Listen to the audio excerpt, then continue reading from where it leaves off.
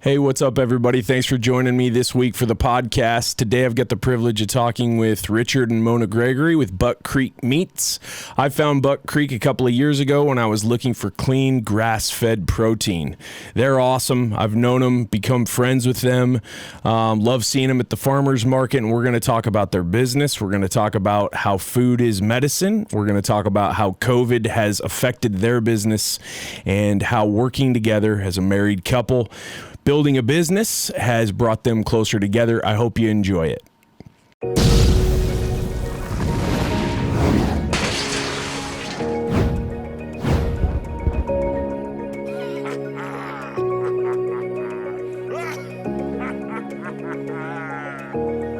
Richard, Mona, thanks for coming on. Appreciate it. It's good to see you guys. Well, thanks for having us. Yeah, absolutely. You guys came all the way in from the Amarillo area.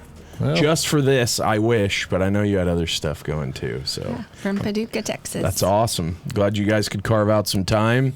We're here to talk about what you guys do, which is really cool because that's how I found y'all and why it's important, but then also kind of all the just the stuff you have to fight through on the daily basis when you're an entrepreneur and a small business owner, because that's what our lives are. Mm-hmm. They just devolve into putting out fires sometimes, and there's a lot of adversity. So what do you guys, what's the name of your company, and what do y'all do? Go ahead. I'm trying to pick out who's going first here. Well, we're Buck Creek Meats. Awesome. And what we do is we do grass-fed and pastured meats. And so you got beef and lamb are going to be grass-fed, and chickens and pork are pastured. And what's the difference when someone wants to know the difference between those terms? What does pastured mean technically? Pastured is more based around the idea that the animal is free range. Okay. So they're not in a confinement environment, but most of the time people associate grass-fed with the idea that there's no grain ever given. But whenever you're looking at the idea of pastured, the animal may be given grain or a feed supplement. So say for instance like pigs and chickens, they're actually made in a way in which their bodies can acclimate to grain. Mm-hmm. Okay, so they're single stomached animals. Right. And then of course birds have a gizzard, no teeth, and that kind of thing. So they actually do better when they're given grain. Now whenever you're talking about a grass-fed animal, they have multiple stomachs, and so whenever you're giving those guys grains, you actually have to take it and get them used to it.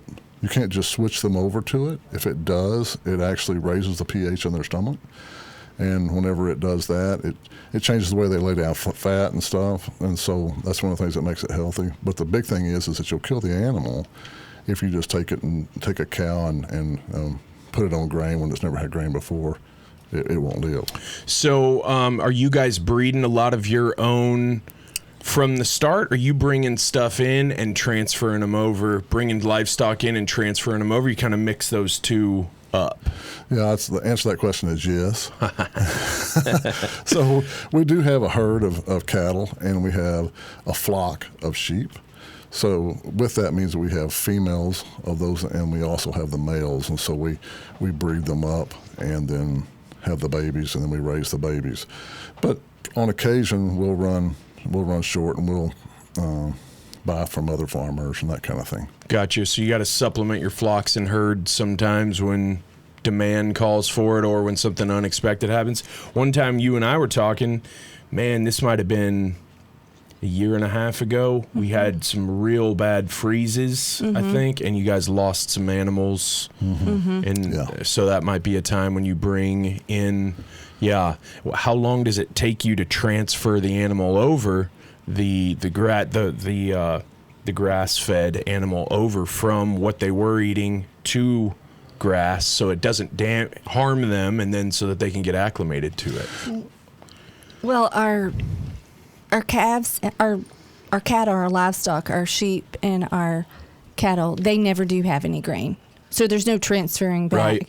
In fact, when we get them from other people, you have to realize that the animals, no matter who's doing it, in what they call a cow-calf situation, because most farmers, they have cows, breed them, have the calves, and then they go from there to someone else who puts them in a feedlot. Sure.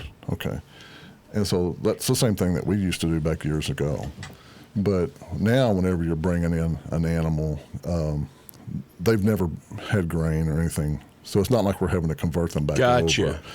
So they've been in a situation where they're coming off someone else's farm.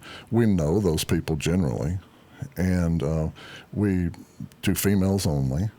And so there's some reason behind that too. But so we do females only, and there's really no conversion, except for the fact is that we take them and put them into our finished pastures so that they can gain the necessary weight so that they'll be grass finished, because we claim not just grass fed but grass finished.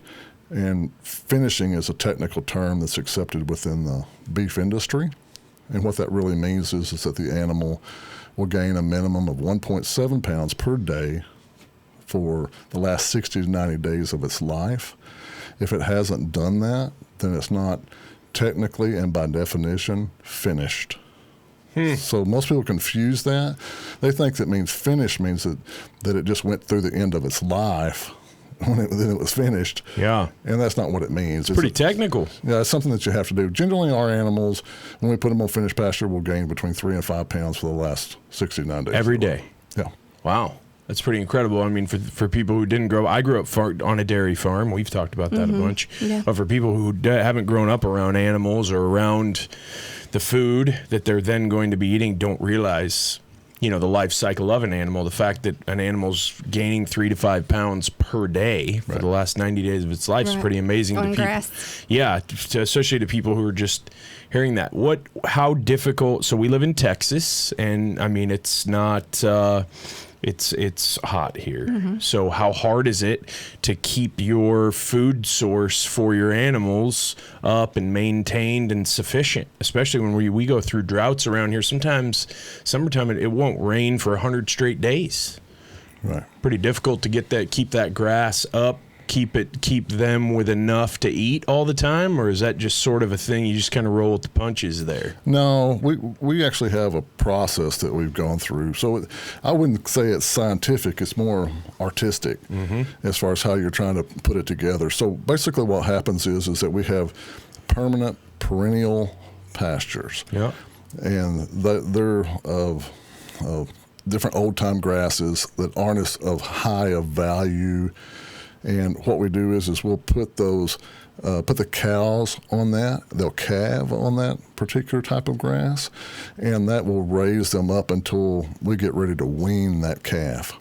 Once the calf is weaned, at that point in time, we put it on to grasses that we specifically selected for that type of or that time of year. And what that will do is that'll take the animal through the processes that it needs to go through. For example, an animal, whenever it's young and still developing before sexual maturity, right, it needs more protein in its diet because it's building bone and muscle and that kind of thing. But once it gets to the point where you're going to take it through the finished process, which is generally you start that process at about 15 to 18 months for heifers, which are females. And then for the males, you're going to do it from about 18 to 24 months, kind of depending on how they develop. And so what you do then is you put those animals on what they call high brix, BRIX. And basically it's the sugar, carbohydrate content that's in the grass. So we plant specific grasses that generate high brix. And what that does is that it will put the calories in the animal's diet that allows it to finish, because remember, in finish they have to gain minimum 1.7 pounds per day. Yep. So we take them into that process and we carry them through generally 6 months or so in that process, but it can go a whole lot longer than that. Some animals are just like people. Some of them bulk up real fast and some of them are thin. Yeah. And so you try to breed them to where you get the ones that are thick, and put on weight easier. But the thing is that you're trying to put on that internal fat, which generally in meat is called marbling. Right. Yeah. Yeah, absolutely. And that's what makes it eat like you expect it to eat. so that whenever you get a steak and it's on your plate, it's not like a piece of shoe leather or dry or whatever. It actually has that fat inside of it. Want that tomahawk ribeye to marble just right. Yeah, right? so we try to duplicate that process that generally happens in a feedlot, but we do it on grass. Gotcha. So that the fat profile stays healthy for us. Now, you said back in the feedlot day, so you guys have been doing this all your lives, been raising animals and doing this type, we've been farming, ranching. Well, Ray's doing it. We were raised, so we both grew up on the farm, ranch. We call it farm. Yeah. And we went off and did different things. Okay. And it was in about 2009, 2010 that we bought a herd from his dad, from Gotcha. Richard's dad. So really, that's whenever we really got into the business ourselves, to be managing it ourselves. I mean, we grew up with it. Yeah. But it was Granddaddy doing it. I got right? you. I got you. What brought you back to the business? To the way of it, because it's a business, but I mean, I grew up dairy farming. It's a way of life. Right. It's up at 5, chores. You can't ever go on vacation. It's always the animals. Exactly. Yeah. When we married, Richard shared his desire to do this someday. Yeah. That's been a long time ago. Yeah. Congratulations. So 32 years this Wow, year. that's awesome. Good for y'all. And so we knew that was something that we wanted to get back to. His dad was wanting to sell his herd. It was just time. We lived close to Paducah at the time, and so just the timing of it, and knew that's what we wanted to do. And we didn't really have healthy protein, grass-fed, grass-finished in our vocabulary when we took that on. But that changed very quickly. I'll let you tell that story. We were at my parents' for Thanksgiving, and my sister's children have some health problems, autoimmune issues. And we were sitting around the table, and my sister asked Richard if she could get a deer for him. And we were talking about the profile, the meat profile, et cetera. I'll let you go ahead with the story. Yeah, she was just like, you should sell deer. You know, we have a lot of deer on our place. Yeah. And she's like, you should sell deer. And I'm like, well, you can't sell deer. And she's like, well, bring me one because it's healthy for my kid's autoimmune, and there'd be a lot of people who would buy it if you would do it. And so I just kind of got to digging into that whole idea. We're both learners. So that's kind of where that was the inception That was the genesis of the whole thing. That's awesome. Yeah. So with that conversation, I started digging into it, and we just happened to be in a really bad drought in about 2010 through 2012. 2012, it rained a total of about 2.5 inches the whole year. Yeah, almighty. In Paducah. Crazy. And so whenever that happens and it gets so dry and the grass doesn't have any strength, as we say, the animals won't breed back. Because remember, we were in a cow-calf situation at that time. And so the animals don't breed back. And whenever that happens, especially whenever feed's short like that in a drought, you get rid of the animals that don't breed. So because you can't carry them, you can't afford to carry them. And so we got rid of those, and I was just having a conversation with my dad, really, and said, I'm going to have to find some other way to do this, or I'm going to be a hobby farmer before long. Right. So I don't have enough animals. Yeah. And so at that point in time, we got to really considering what would grass-fed and grass-finished look like for us. And so we put in a pivot irrigation system, and what that did was that allows us to control the environment on that particular piece of land. Yes. It can not rain if it wants to, but we can always water. Right. And so what that allowed us to do is to kind of like what I was explaining a while ago, it allowed us to put those grasses on that piece of property that had the nutrition that we needed to not only finish those animals, but to be consistent with it every year.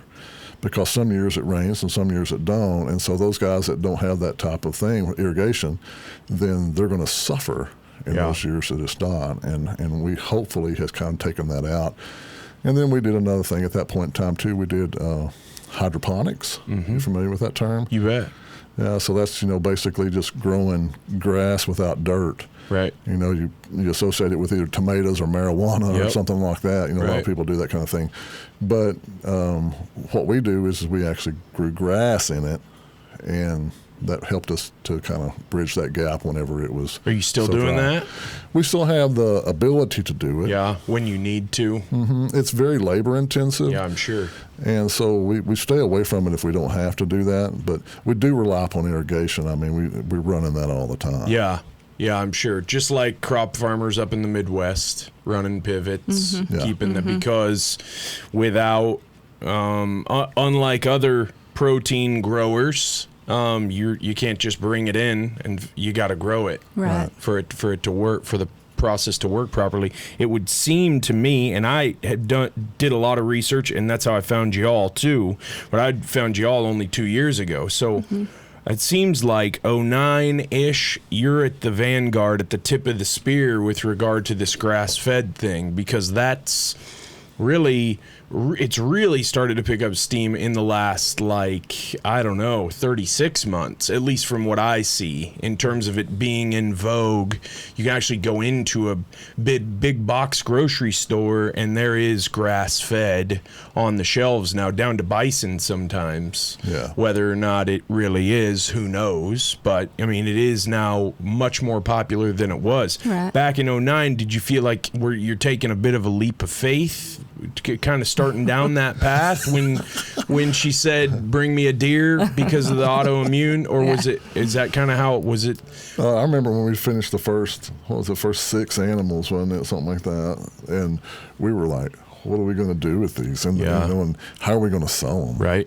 And so I even, approached some of our competitors and say, hey, you want to buy these cattle from me? That kind of thing. So we weren't sure what we were going to do. And we were kind of in transition. We'd moved from Amarillo to the Plano area. Yeah. And that kind of threw us in where we didn't know people, so it was harder for us to get rid of it. But that's how we got in the farmers markets. Yeah. So we did. Well, it was 7. The first 7 that went through, and there was a lot of learning. I mean, at the time we weighed every animal. Yeah. So we weighed them to see how much they were gaining a day, testing those things. Richard, he's always good at judging animals, but to really see if they're finished and ready to process, where you're going to have marbling and that kind of thing. So he basically said, there's 7, and you need to sell them, Mona. Right. And we had never, at the time, sold anything. And I'm not a salesperson. Yes, and you so are. I had never sold anything. You and I was are like, a born what saleswoman. am I going to do? You are.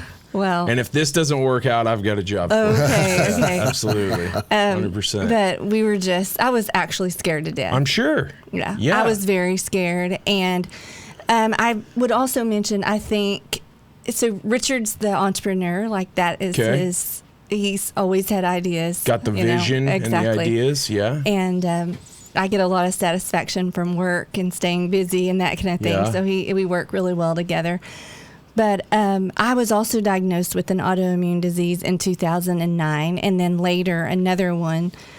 And so I was really researching too and studying about what I was going to do. Sure. And how I was going to manage and live a productive, healthy life. And it has been a huge, for it to come along beside each other.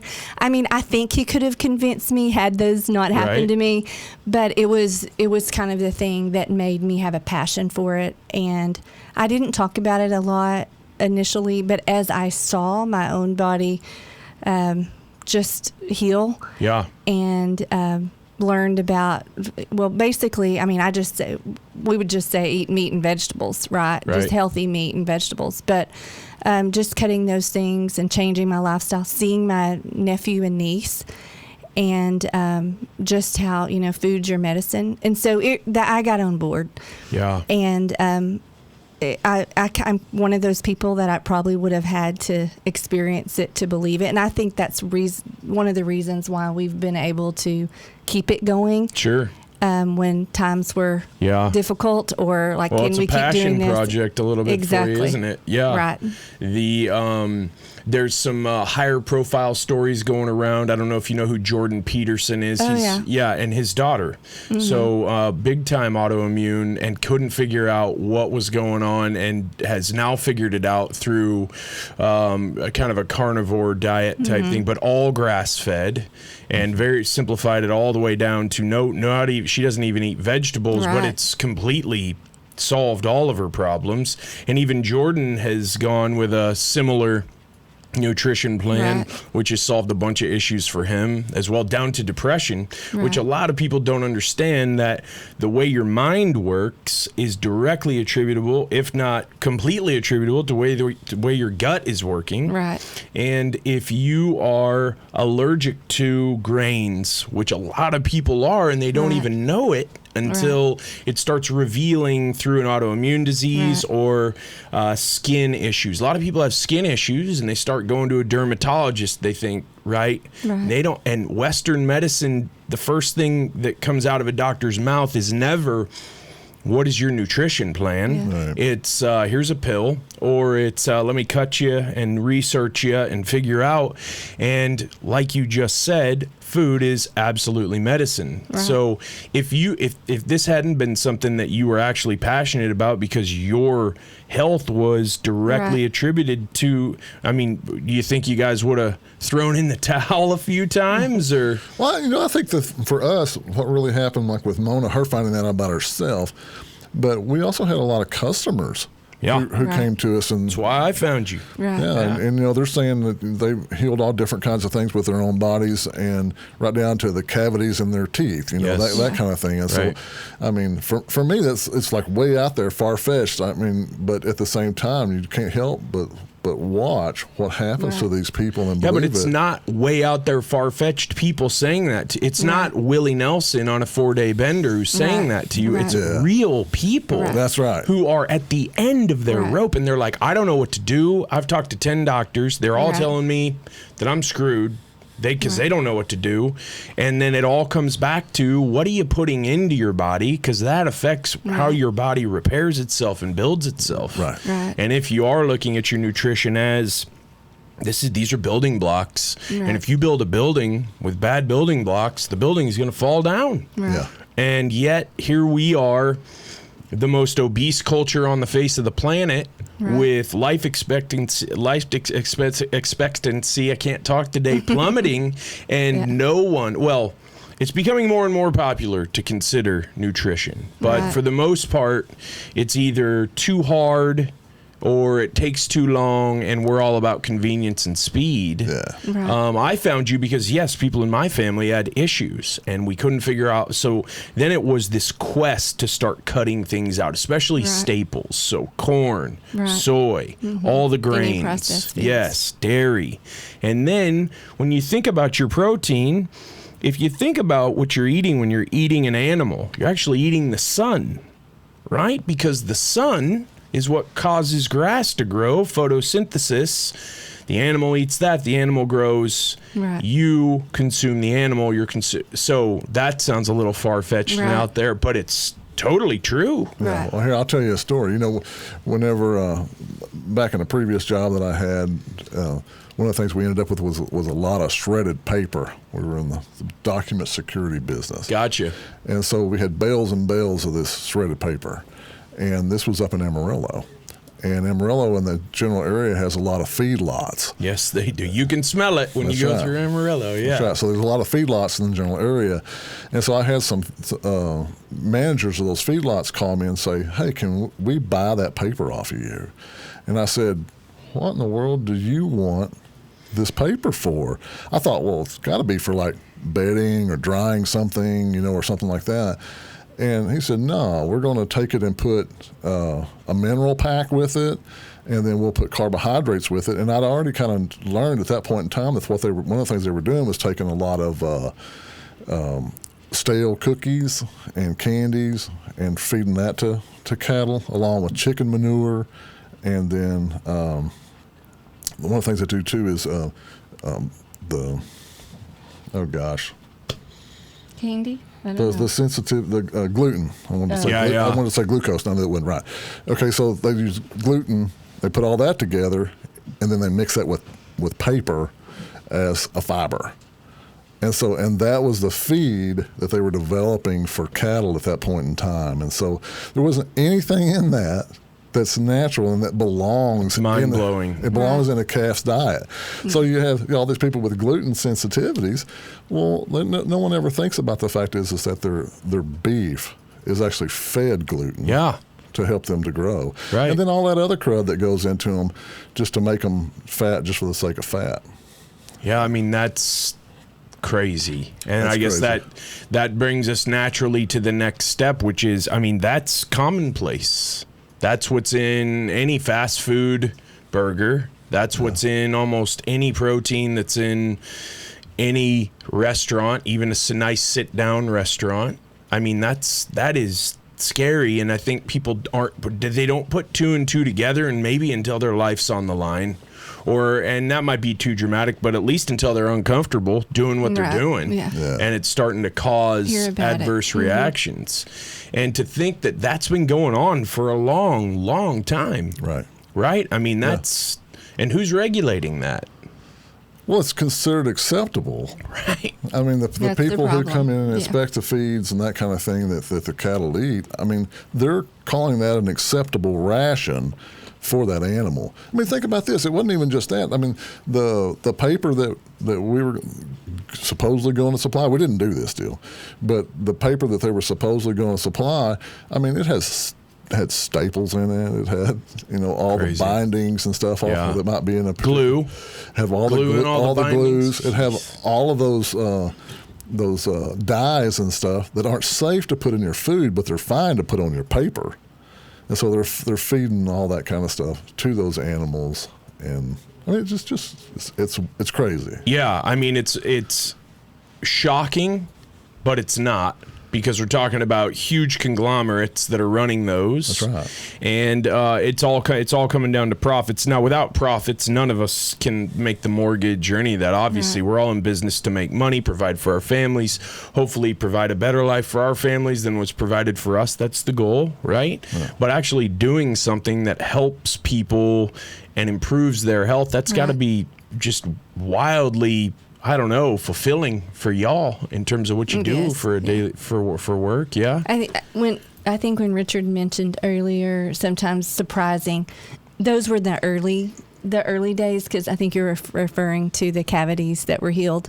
We learned so much from our customers, who I can think of one in particular. The first time I'd heard about, we had made bone broth and we had drank bone broth, but we had never seen the benefits of bone broth until we saw it through the lives of our customers, and the healing of cavities, even just our own stomach issues, all those things that were just unbelievable that we were seeing come to fruition. And so, yes, it's just very satisfying. And and you got those stories every time you met people. Every time we went to met with somebody, especially because you all were out building grassroots, pardon the pun, but growing the business from the farmers market. That's right. And that's where you find a lot of people who are actually taking ownership of their nutrition and being intentional about it, is they're going and trying to find fresh ingredients and things like that, because they understand that food is medicine. Right.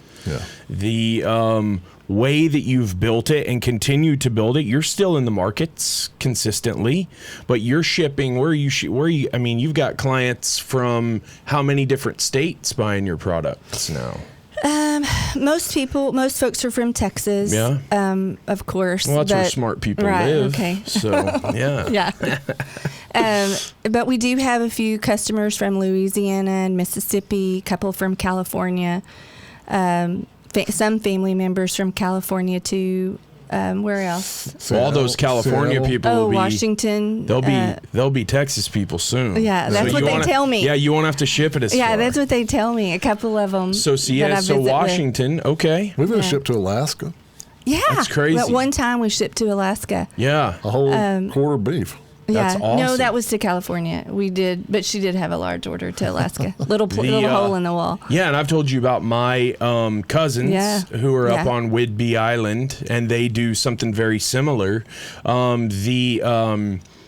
So the way that I found you guys was going down the rabbit hole of trying to find grass-fed protein, and not just from the box store, because I don't know anything about them and where that's coming from, and I have no idea who's regulating that or vetting that. I have no idea if the package is a lie or not. And so I tried a big national subscription service, and I was very unhappy just with the quality. It just did not. There is a difference when you eat grain fed. It tastes different than grass fed. There's just there's no way around that. Yep. But when you consistently then eat that, you get a taste for it. It's you feel so much different when you eat that grass fed. So then I found y'all, and then bought our first month supply from you at a farmer's market. Is that how most people are finding you? Is they're looking around? I mean, there was even one on Shark Tank, gal out of, I think she's out of Mississippi. I don't remember, but she went on Shark Tank, and I see their advertisements sometimes on TV. But how do most people find you guys? I think initially, we first went to the farmers market 2014 in Little M. It was a tiny little farmers market. I've been to that one. Yeah, that's where we started. We brought 20 pounds of ground beef. Something like that. 20 pounds of ground beef in this little blue cooler. We still have it. And at that time, there wasn't a requirement to have a freezer. The regulations have changed for farmers markets. But so that's where we started.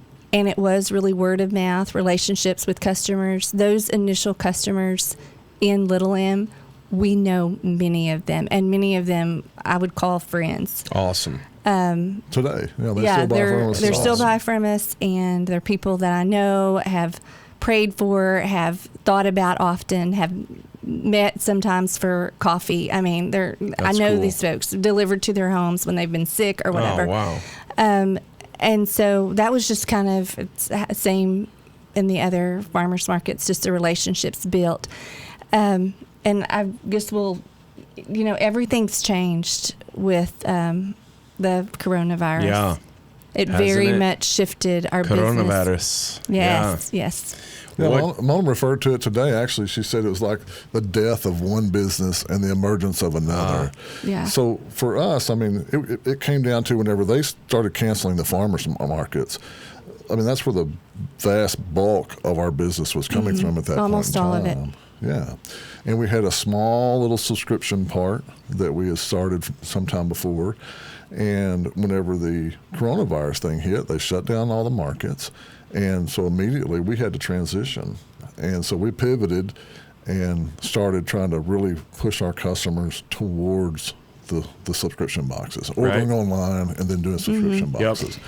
We had to, which our website was, we did our website. Richard's talented guy, but he had done everything on our website. And I'm not saying that it wasn't good at all, but I'm just saying we weren't prepared for what happened.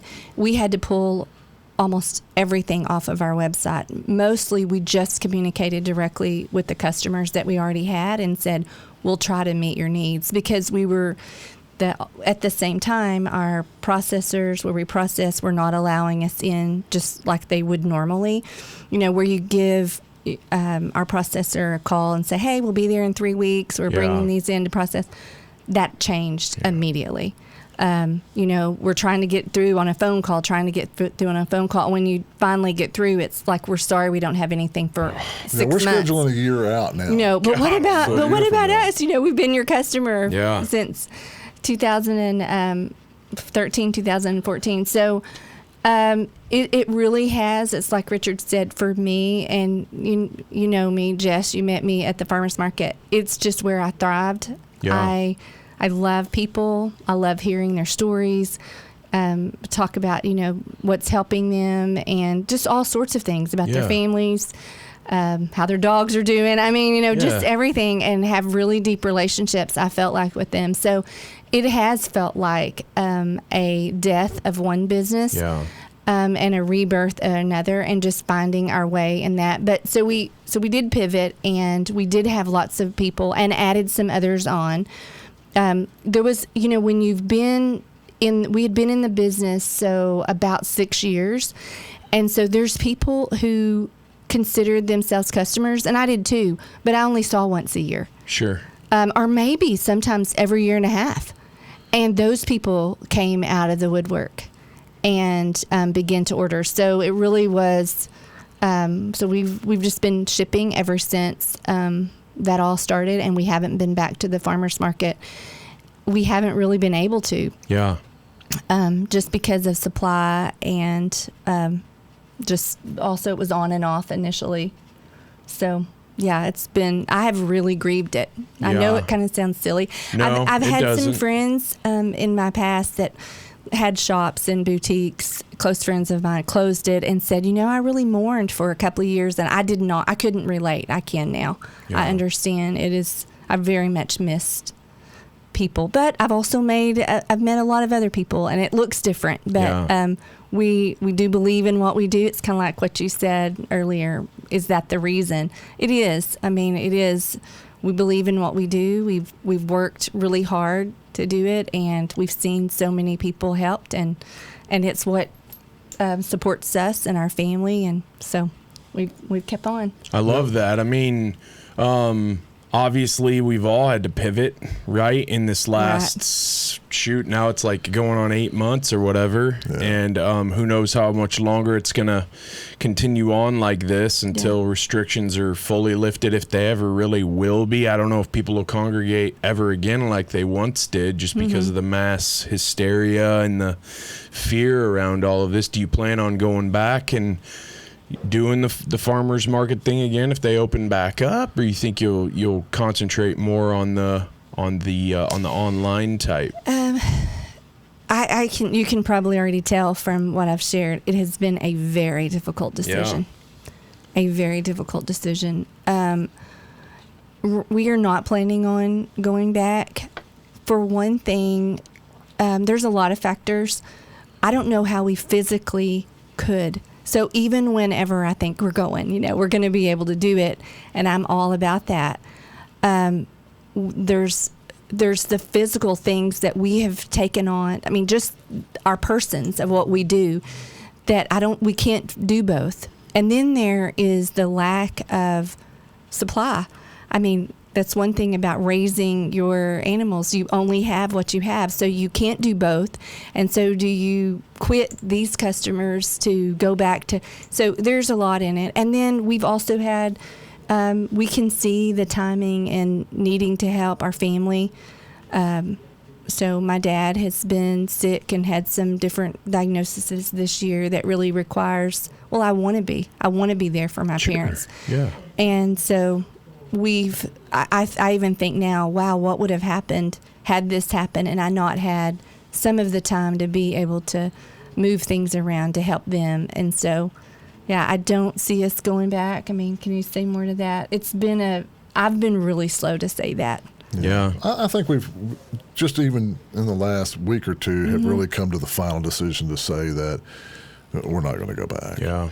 And we struggle with the decision internally, again, because we want to see those people. But it kind of goes back to what you said a while ago, too, about the world has really changed. And what is marketing and what is sales going to look like? How do we structure our business going forward to do it? One of the things that she kind of brought up there, just in passing, was the idea that we can't get enough killed to be, I shouldn't use that word, processed maybe. Is what it is, man. Yeah. So we can't get enough process. You're talking to another farmer, so you say whatever you want. You're good to go with me, man. I try not to use that word. Most people can't take it. Well, I can. Yeah, so we can't get enough process. And one of the things that's happening is that every little farmer is now growing out a calf or a lamb or a pig, And they're doing that for their own family, or maybe they're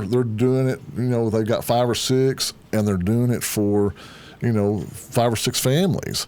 But they're not trying to go into business necessarily doing it, but they may end up there. But I mean, right now, all they're trying to do is just provide healthy meat to their family, because once you've made that taste and you know it's different, you're going to stay in that world. No doubt. Yeah, you're going to stay there. And especially, I think more people are becoming more and more educated by the fact is that, and you alluded to this a second ago too, is that whether you can trust the label or not. 100%. Yeah, because what happened is that the government took off the country of origin on the labels. So, say for instance, why'd they do that? How they do it? Well, it's really kind of a long and drawn out kind of thing, but really what's happening, what that's causing, the problem it's causing for us is, or for I guess I'd say Americans in general, is that whenever you go to the grocery store and you see grass-fed there, okay, depending on whether you're talking about lamb or beef or whatever, but it's more than likely is not raised in the United States, and it's going to come from any number of countries. Okay, everybody likes to say, well, it comes from Australia, because we think Australia is like beautiful and green and clean and all this kind of stuff. Yeah. We spent some time living in China. Yeah. And so we can tell you that the things that you see that come out of these countries are not what goes on behind the camera, right? And so it may come from Australia or New Zealand. It may very well do that. And there's probably not anything wrong with that meat, right, as far as cleanliness. But whenever it comes from, from Argentina or Brazil or somewhere down in South America, is that the same to you? And who overlooks that process? That's what and says that animal is truly grass-fed and it's clean, or has it been fed paper and stale candy? And actually, it's not been regulated in any of the countries.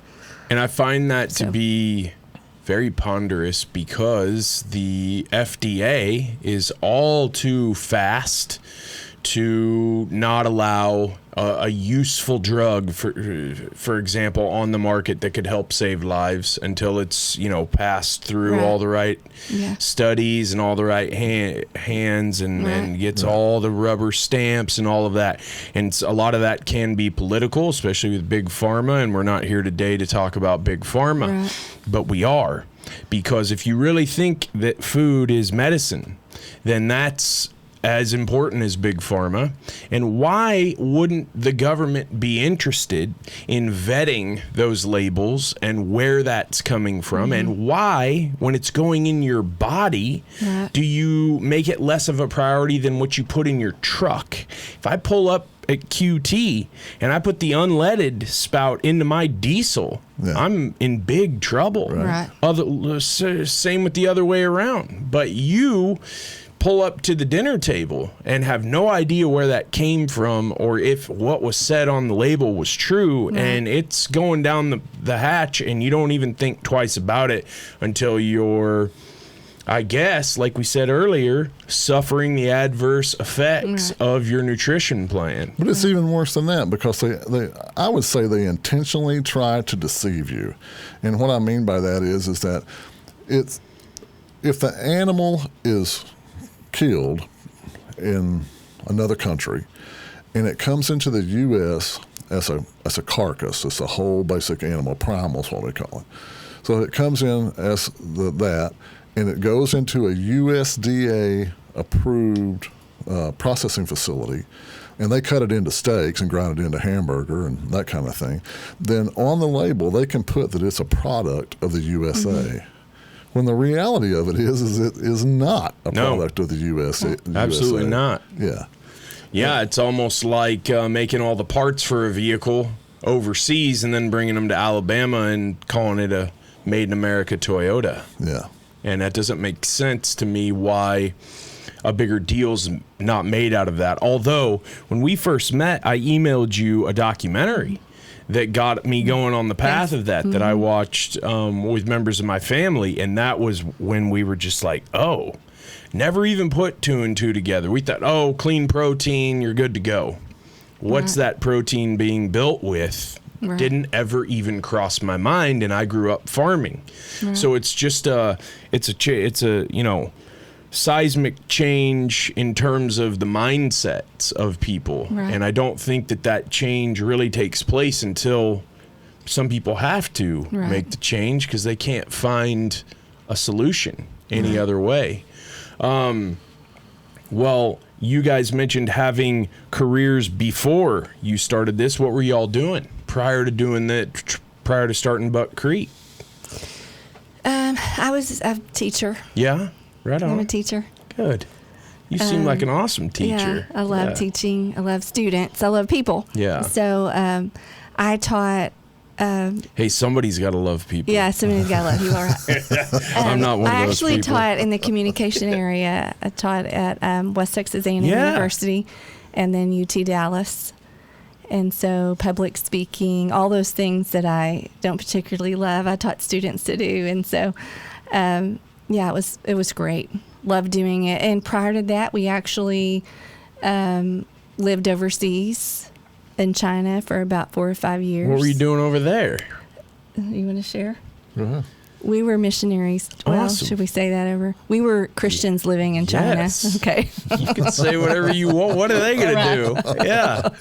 Well, it's what the Chinese might do. Yeah. So No. anyway, think we're blackballed anyway to be able to go back in there. But anyway, we loved it. That's we awesome. really thrived. Good for y'all. Learned a lot about farmers markets, actually, that I never knew that we would use later. And I love the people. Loved it. Was every day was an experience, and so we just learned so much over there. It was really awesome. Learned the language. Yeah. Traveled a lot of places in Asia. Spent time in Thailand, Singapore. Wow. And then what? Taiwan. Yeah, we actually lived in Taiwan for 9 months. Nice. Singapore's cool, right? English is the first language Yes. there, so it's Yeah. just like, whoa, where Yeah. am I? This is crazy. Yeah. So it was a really incredible experience. That's It awesome. was probably, maybe one of the greatest experiences that we ever had. Just so many memories and things that we did, people that we met. We loved the people, like I said. So then we came back, to the U.S. and started teaching. Richard went back into medical surgical, and like I said, we had always wanted, Richard especially had always wanted to go back to the farm. And so when the opportunity opened up, that's what took us there. So I think all of our past experiences too helped us. I'm thankful for those. Yeah.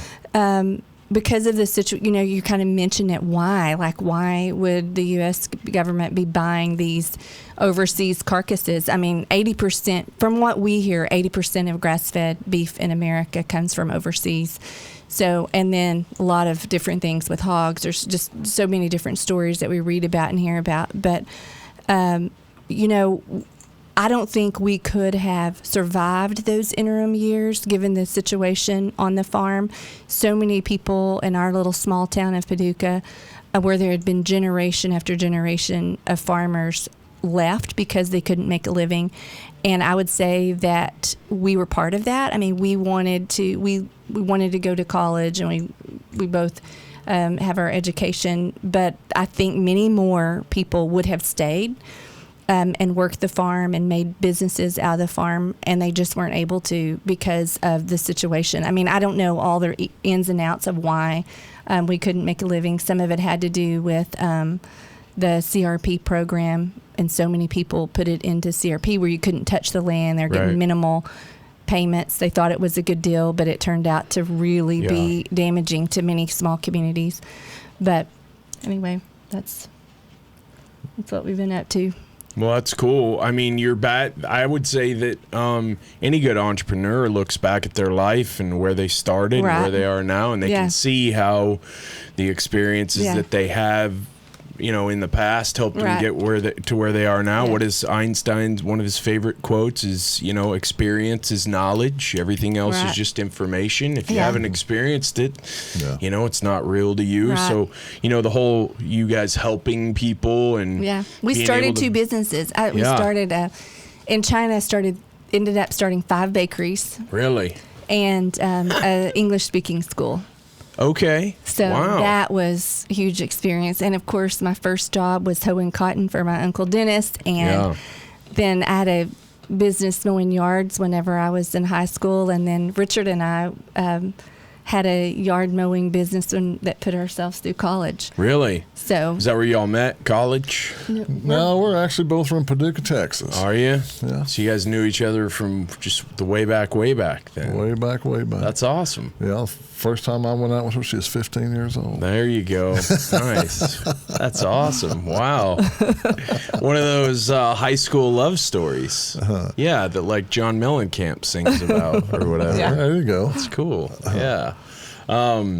The amount of adversity that you guys have had to overcome while you've gotten Buck Creek off the ground and gotten it to where it is now and to where it's gonna get. Talk about some of those crazy times, some of the times when you were like, I don't know if we're gonna make it another 2 weeks, and you did, obviously, but what can you walk us through the day in the life of the struggles on the ranch farm sometimes? Well, I think we kind of already talked about one of them. That was whenever the drought was so bad back in 12. And we really didn't know what we were going to do. To use the same word again, we pivoted. Yep. From cow-calf into this kind of thing. And you pivoted to pivots. Yeah. Pivoted to pivots. That's right. Yeah. We got pivots all over the place. And you got to pay for those pivots. Yeah, you do. That's right. So you got to figure out how you're going to do that. And then there's always the cash struggles that you go through. In fact, this last pivot's probably been as hard on our cash flow as anything. Yeah. But you got to keep on, working it and trying to figure out how you're gonna put it together, or just quit. That's the only 2 choices you got. There's right? been lots of times. Most of the time we work long hours. Yeah. It's not ever changed. But there's been specific times that I can remember when I think back to a period of time where we did something over and over, and that's when when we first started selling to the public, going into the market. So we sold those first 7 as quarters, halves, and wholes. Right. I did that with phone calls, actually called Uncle Dennis. He was one of them, the first on the list that I used to hoe cotton for. But so Richard's working, and what he's working, farm stuff back and forth, and he's also working a job, and we're putting that money into the business. Right. And so it was my youngest son and I who did most of the legwork. And, we work all week. Friday, so Richard would take animals to the processor. Every Friday, Kate and I would drive to the processor and pick up everything. And at the time when things were less busy, he let us use his freezer as storage space. So it would be in that freezer. We would carry it back and prepare for the farmer's market. And so weeks on Fridays, that's how Kate and I spent our entire Friday in the car driving there. And it never failed. We were going to be in traffic at 5 o'clock. We would be, stuck in Grapevine behind, I can't tell you how many motorcycle wrecks and no doubt, and also talks. And anyway, I just look back at that time and think, wow, that was just, it was a lot of work, and we were really busy. But I reflect on it now, and it's good. So we've had those days, just animals, I don't know, lots of stories we could probably tell about different things that have happened. Late nights when taking chickens to process, where they go into a stupor, and you put them into we go into a stupor when they go to sleep. When they go to sleep, and we put them in these little tractors, and then we would drive. We never sleep, take them to the processor. We've changed it a little bit now, but for about 2 years, about every 5 weeks, we would stay up all night, take our chickens to the processor, wait till they were finished, and drive home, and maybe have like a 2-hour nap in the car. And usually 5 hours one way. Yeah. And so usually it was Texas is big, folks. Because it's real big. Exactly. And we don't want very many of you coming here either. So, sometimes we would travel together, but we got to where we were so busy with other things that needed to be done on the farm, one of us would go. And so, just communicating, and I remember I'm calling Richard and I'm like, how's it going? I pulled over in a parking lot. I had to take a nap, that kind of stuff. So there's just, it's changed and it's evolved. I mean, we're doing the same things, but I don't know if I ever believed that we would grow like we have grown, to start with. It's been incredible, really. That's awesome. And I mean, it's truly a family business. Your sons are involved with the day-to-day on stuff, helping out? So they were at one point at least. Yeah, at different points they are. Actually, our youngest is home right now. He's 20. And we've taken on this right before COVID started. We'd started redoing a field for rotation, which has been really an undertaking, especially just hard to get supplies and different things. Because of COVID. Yeah, just really interesting. Like we waited forever to get gates and just that kind all of thing. Supply chains everywhere, just exactly in the ditch. So he's there now, and our oldest two sons have been involved at times during the business. I mean, it can't support all of us. I think our oldest son has the greatest desire to work more in it eventually, but they're supportive and they do little things that count. Yeah. That matter, and they're so supportive. So That's it means awesome. a lot. Mm-hmm. When you're starting a new venture, you have to wear all the hats, right? Like you got to be HR, and you got to be the accounting, and you got to be legal, and you got to, and that's tough because then as you do start to grow, figuring out when to outsource something can be difficult. It can also help if you do make that decision at the right time and you get the right person. It can help you really start to take off. What are some things that you guys found you're able to start outsourcing that have helped you concentrate on things that only you can do? Because there's a lot of things we do when we run small businesses that, hey, someone else could be doing this. This is below my pay grade. Although when you start, nothing's below your pay grade. That's right. You got to do everything. I still don't think it is. Right. Yeah, and you got to keep every dime in house. Yeah. That's right. But what have some of those decisions you've made, in the last few years or recently or plan to make in the near future? Yeah. Well, you talked about family. Mm-hmm. Well, my father's still involved in the business. He actually says I work him more now that he's retired than he ever worked whenever he was actually running the place. But anyway, There's all those farmer naps, man. Yeah, so you don't let him have those. I don't find him in the corner of the barn anymore. Yeah, like exactly. So anyway, my dad's still involved.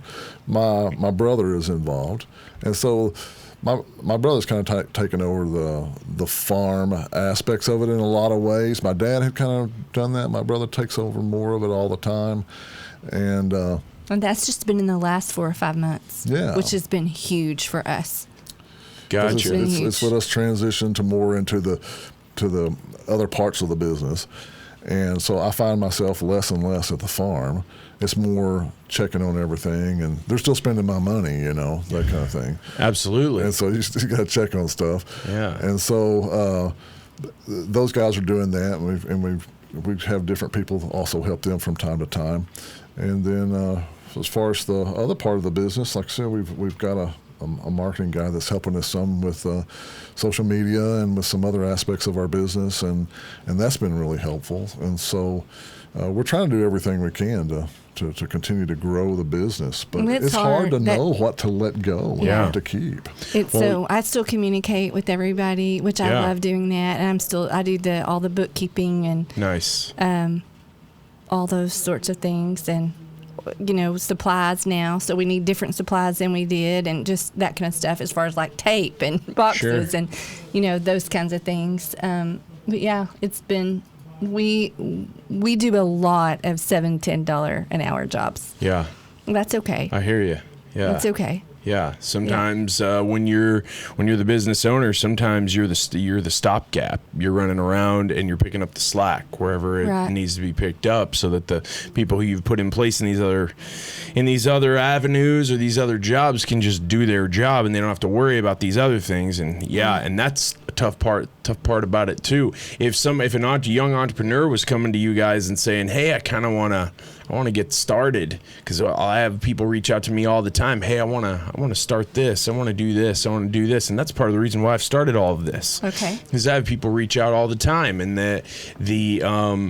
the folks who really don't like their life because they don't like their job, because it's just a job. It's just Monday to Friday, 9 to 5, punch a clock, 2 weeks a year. And for some people, that's fine, but living for the weekends got old for me when I was in college. I thought to myself, I can't.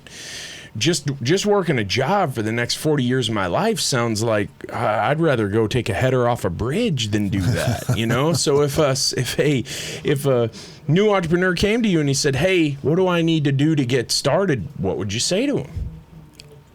I think you have to. One of the things I want to ask him is, "Are you sure?" Yeah. Because there's a lot of sacrifice that goes into it. I mean, it's sometimes the ability just to go to a job and I don't know, kind of just zombie your way through it. Some days I wish my life was like that again. I have to admit, but at the same time, that's when it hadn't rained in like 2 months, and you're wondering how you're going to make that payment and whatever, and you got to pay for that pivot and whatever. Yeah, so I think you have to ask them, is this something that you really and truly want to do? But I think you see how, when I don't have any regrets, I think for me and just the personality I am, and I don't know if they're that way or not, but to have a passion about it, a passion, that, we spent 5 years and we never missed a Saturday.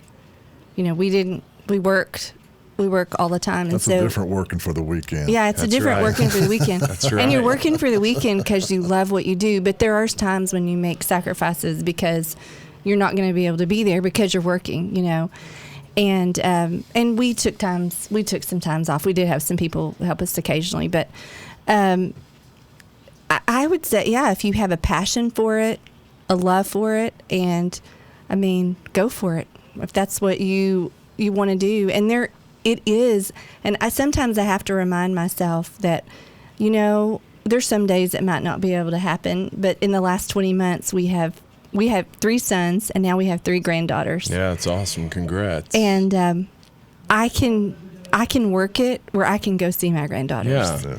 And if you are working a lot of different situations, you don't have that freedom. My dad's having a CT scan on Thursday at 2:00. I'm taking him. There you go. And I can make it happen. I can drive the night before and go to the processor, get back at 8:00 in the morning and take my dad and be with him all day. And if that's how I choose to work it, I can work it the way I want to. And I'm very thankful for that. It means a lot to me to have that flexibility.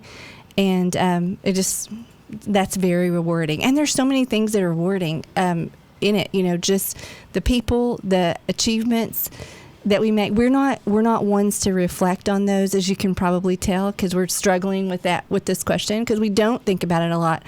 And I think our kids are good to remind us, and our customers, and we need to reflect on that more. Just like we love this or we love that. Okay.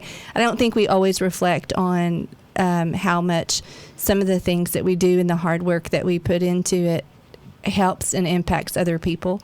And so thank you for letting us reflect on that today. Absolutely. Well, I think sometimes you have to consider when you're running the show for yourself, a lot of times, sometimes that self-pity can kind of creep up. Man, this is tough. Nobody else has to do this. Yeah. And then you got to remind yourself, I'm the one who decided to do this, so I got nobody to blame but myself. Right. But then you can also say, wow, when you do run the show for yourself, you're buying your time back all the time, right? Like if you got to go work for someone else, your time is their time.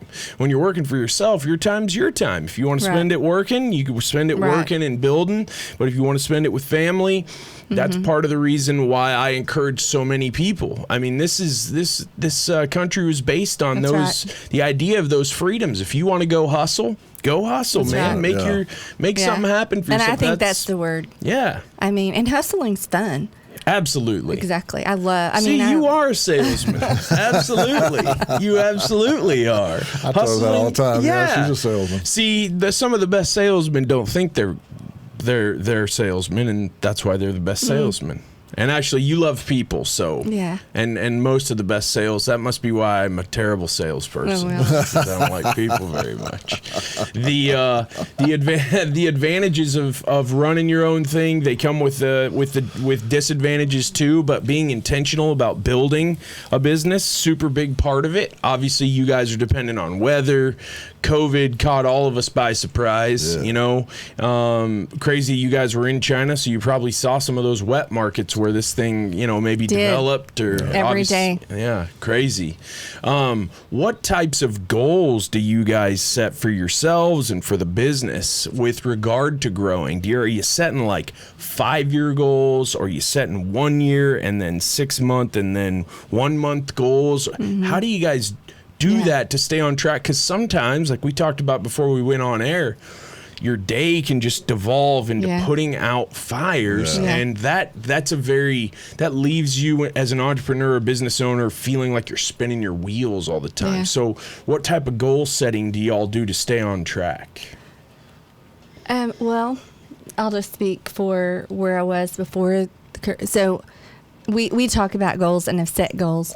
It's really our oldest son who kind of reminded me, like on a regular basis, Mom, where are you at on your goals?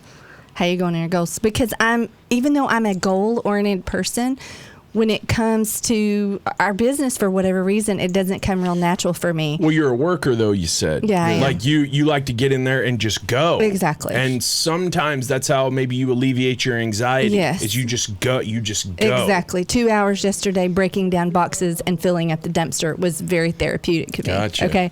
So, nice little workout, too, yeah, maybe. Exactly. Yeah. What do you do? Like, I break out boxes. I lift boxes, right? 50 pounds is my limit. Yeah, yeah. So I bring that up because right before the week, I guess, before the coronavirus started, I'm visiting with my oldest son, who said, Mom, how are you doing with your goals? So I remember specifically what they were right then. And it was a yearly goal. And I'm saying, this is what I'm doing, and these are the things I'm working towards in different areas, just for self-improvement and also just to help our business. And with the coronavirus, that goal blew up in about a month. And so then our goals have shifted to more of a monthly goal. And I mean, Richard's a big picture person, and so he's the one that does that kind of thinking. But for me, just on a monthly goal and what I can do, and I mean, and I'm real easy to get back to just being a worker bee and responding to people, just like the things that I need to do and how can I do them better. But I think goals are so important, and as you reach those goals, it's like, this is incredible. Didn't think we could get here. I mean, I believe we could get here, but this took us here, and so.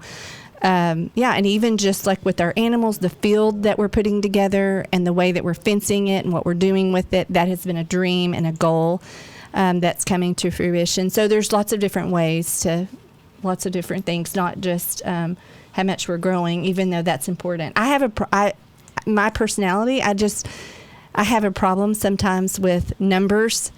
So, Richard, I'll hand that over to you. You can say more with not as important to me as they are to him. I got you.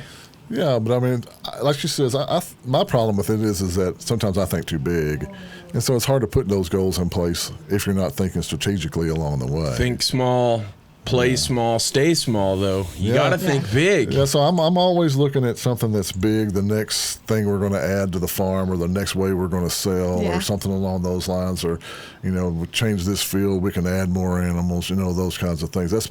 That's me. But I think that the beauty for it has been that Mona is the one that keeps me focused. Because, again, I can get off out there in the weeds thinking about a lot of things, honestly, that never come to fruition.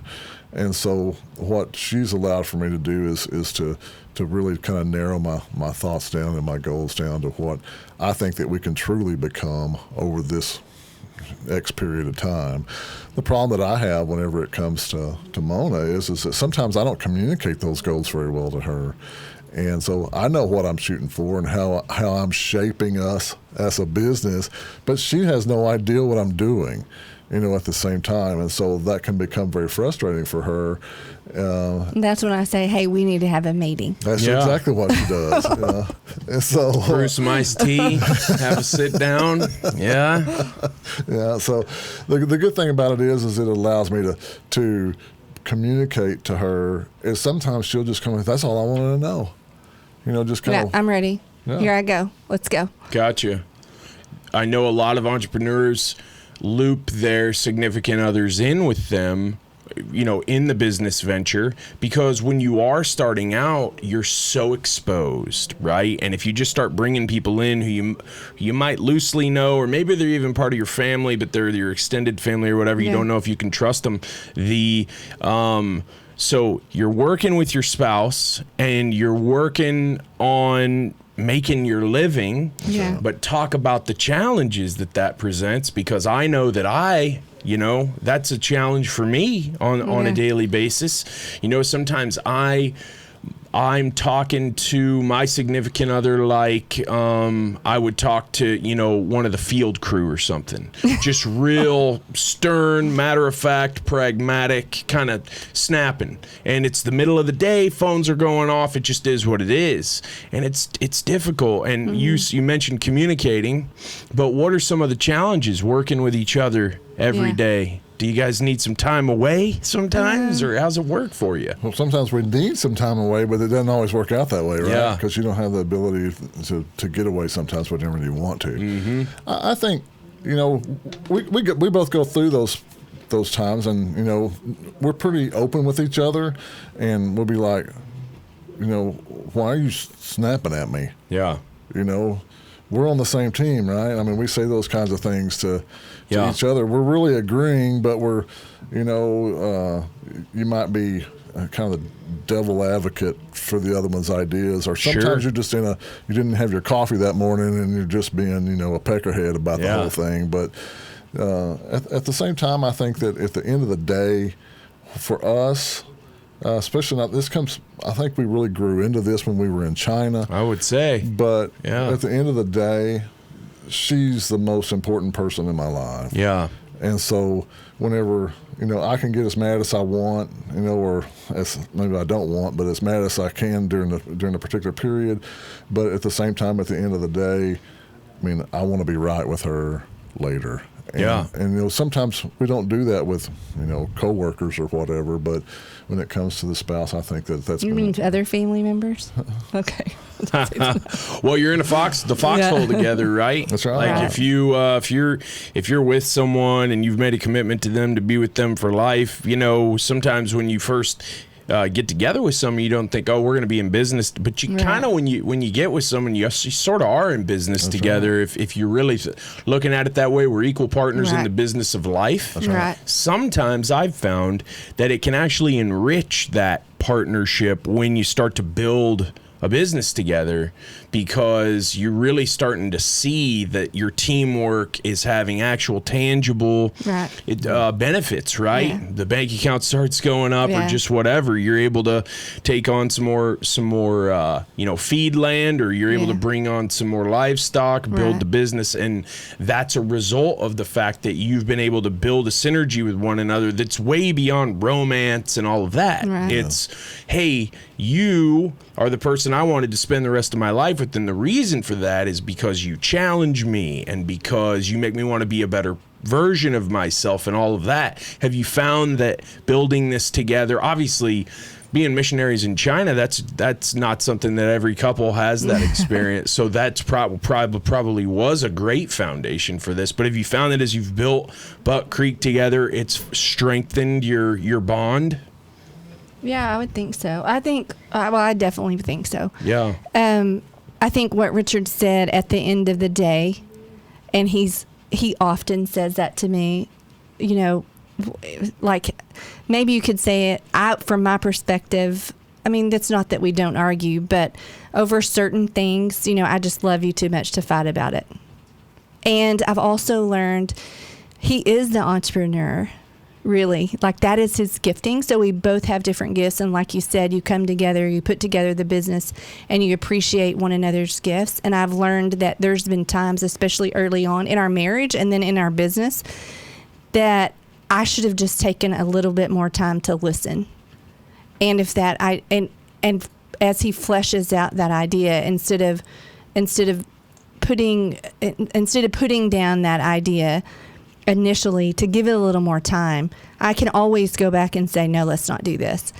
But if I just squelch it, which is a lot, I think people, or at least with Richard, who has an entrepreneur heart and he listens to what I say, it's important that I give him the freedom to exercise in those gifts, as well as being an introvert, to have that time. So, he goes to the farm, and we do have some time away from each other, but there are some days where we are working side by side, physically working hard side by side, lots of days, and we really enjoy that. I mean, we really enjoy that time. But at the end of the day, like you said, you're my most important person, and Right. This is why, we don't want to, why are we doing this if we're not going to get along? Yeah, for sure. Right. But you have to be, you are a couple, and at the same time, you're trying to get through a business, so you do have to allow the other person to say what needs to be said. Yeah. And to, not take everything personal, even though sometimes it feels very personal. When but the you have bullets to have are the flying. freedom. Yeah. You have to have the freedom to be able to say that and not take it personally. Right. So Richard, at least is after about 15 minutes outside, he is so gracious. He is so gracious to me.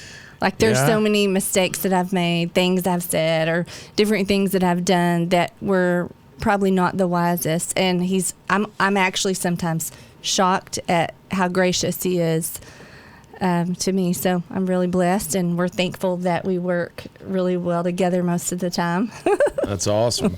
The strengthening bond is awesome. Watching something grow that you're both putting so Right. much heart and soul into is awesome. It's always tough, at least from most of the entrepreneurs who I know, to balance everything. I'm a workaholic for sure. I'm always going, just driving, and that's a strength for sure, but it's Right. also a weakness. What do you guys do to try to get away, to try to, what types of hobbies do you guys pursue, or think what types of things do you want to do? Maybe if we can all get our heads above water after this COVID thing sort of blows over, what do you guys want to do to try to seek out balance a little bit more in your lives? Oh, wow. We talk about a lot of things a lot of times, the whole idea of like, we should start playing golf again, or we should. We used to be Sounds golfers. like it needs to go on the on your goal sheet, on your goal chart. Yeah.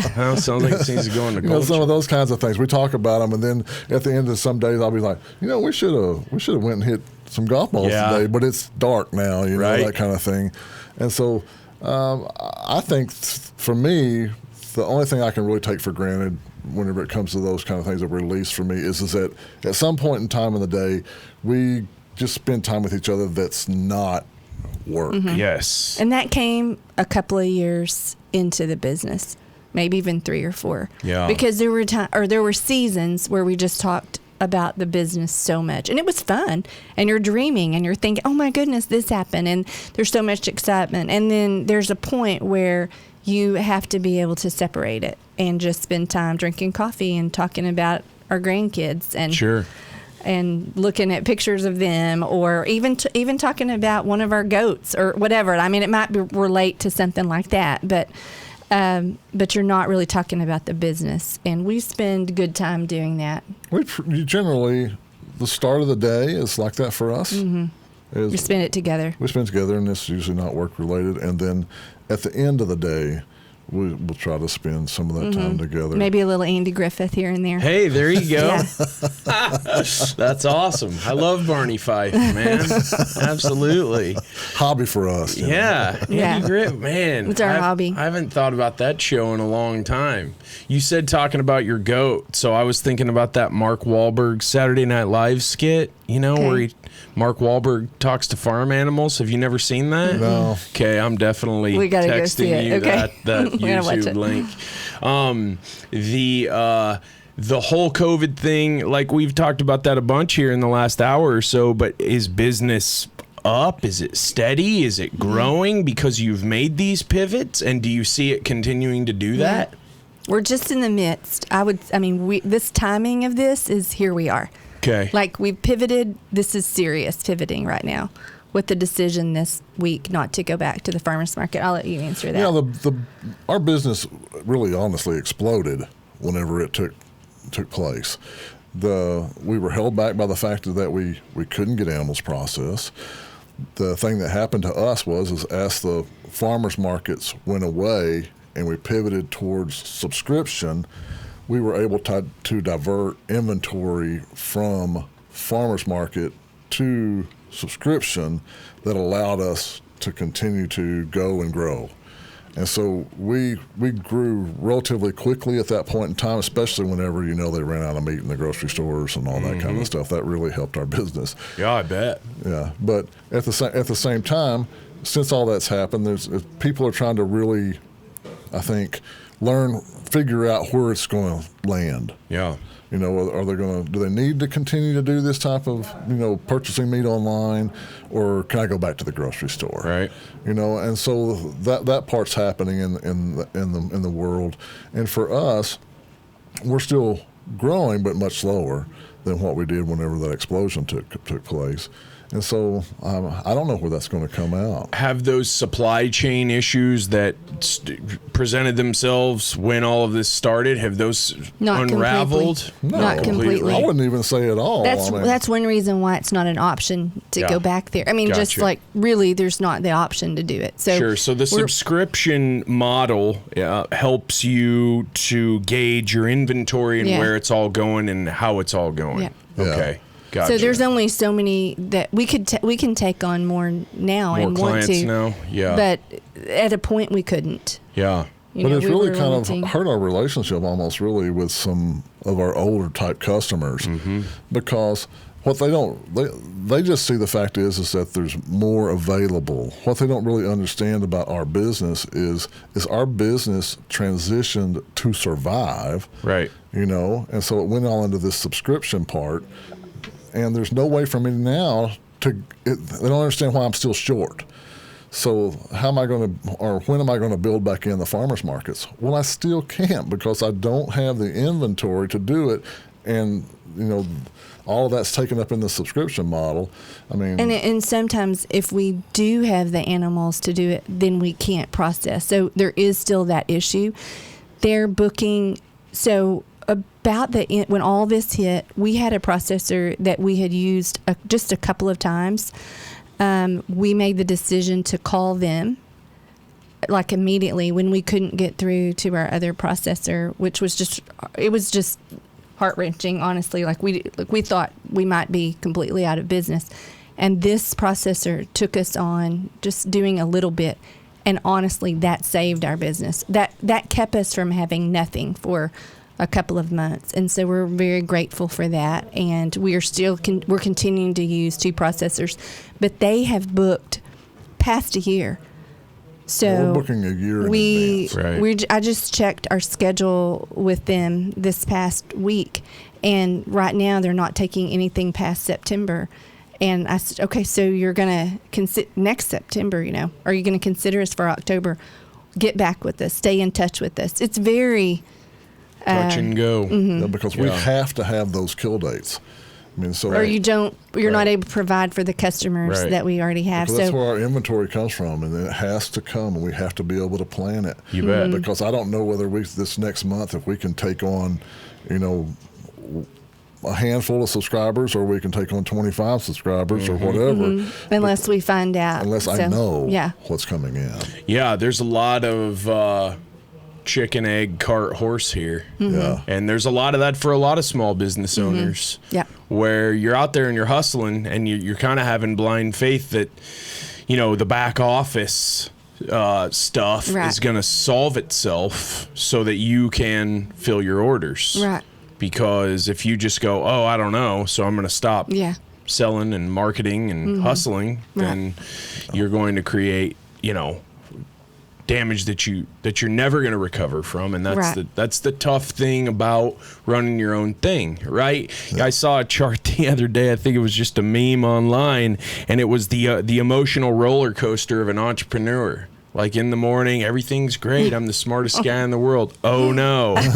Wait, I am the smartest guy, and that is what it's all about. And being able to be emotionally mature enough to know that, hey, I'm going to stick to the process. Yep.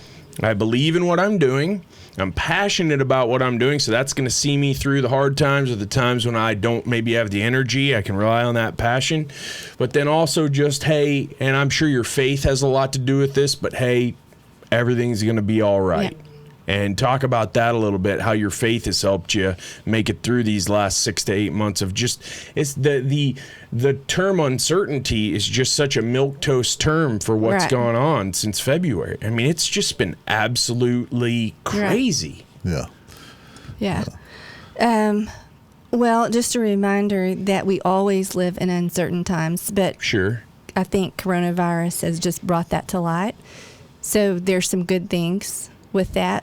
I mean, not that I wouldn't say we had a reliance on God before, but this is certainly, I mean, you just trust and you pray, and it's a lot of what we do, in the morning. And so just, and I can also say that, man, you mentioned, like, are there some things, there's so many I can't remember, like, times where I think, wow, if this doesn't come through, if we can't it doesn't rain, it doesn't, I don't know if this can happen. And so I've always said, and if you know me, you've probably heard me say this, that God wanted us in this business.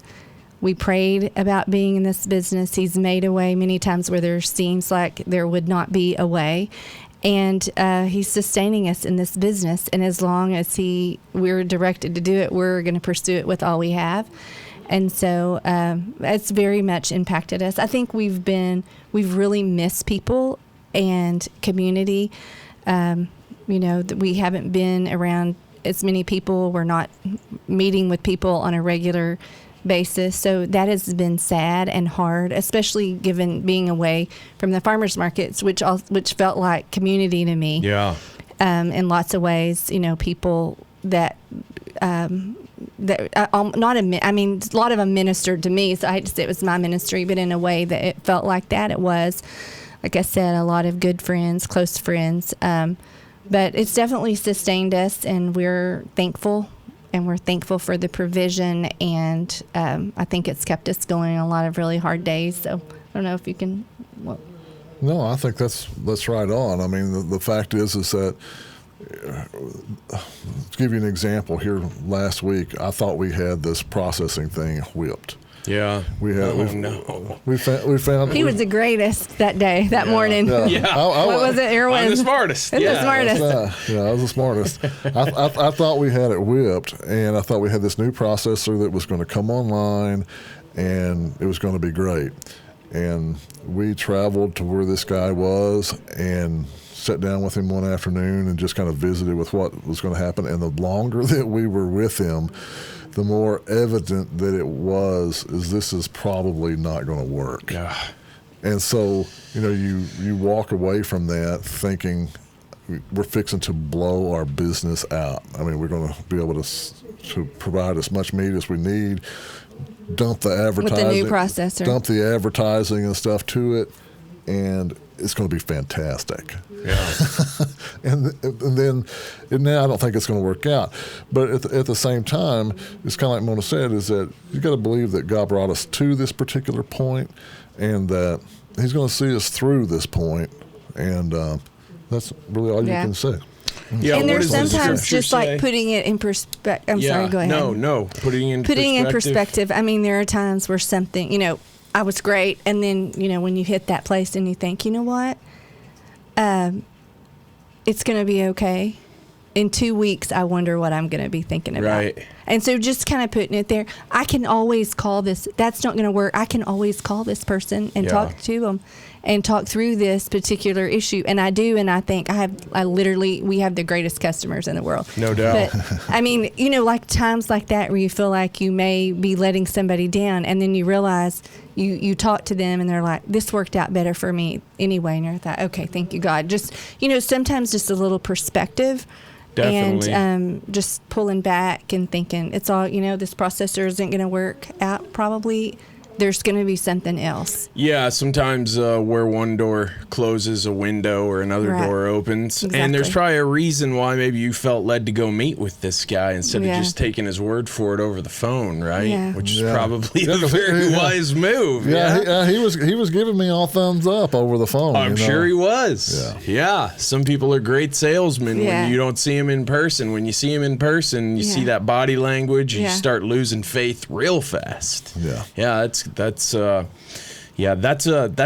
very elementary part of business, right? Go lay eyes on people, especially when your living is going to depend on them. Right. The hardest part, that has been one of the hardest things about COVID, is because, first of all, we're way out in Paducah, Texas. That's 4 hours from here. No doubt. And so we're way out there, and so we don't always get to lay eyes on people anyway. But now you're having to do it over Zoom. Or whatever. Yeah. And to me, it is just not the same. No. I mean, I'm one of those guys. I like to go out and meet folks and shake some hands and that kind of stuff. Absolutely. You can't get a great gauge on people if you're not actually in the same room. That's why we do the podcast this way too, because first of all, it's very rare that you actually put your phone on mute and talk to someone for an hour or two these days. It just doesn't happen. But then in person, you just get you're able to connect with people differently. And when you're interviewing somebody for a job, I mean, I'm not hiring anybody over Zoom. I can tell you that right now. That's not happening. So put on 10 masks and I'll meet you at the Starbucks and we'll talk this thing through. Well, if potential clients want to reach out to you guys, how can they connect with you? And I'll drop all your info on all my platforms as well, but how can they contact you?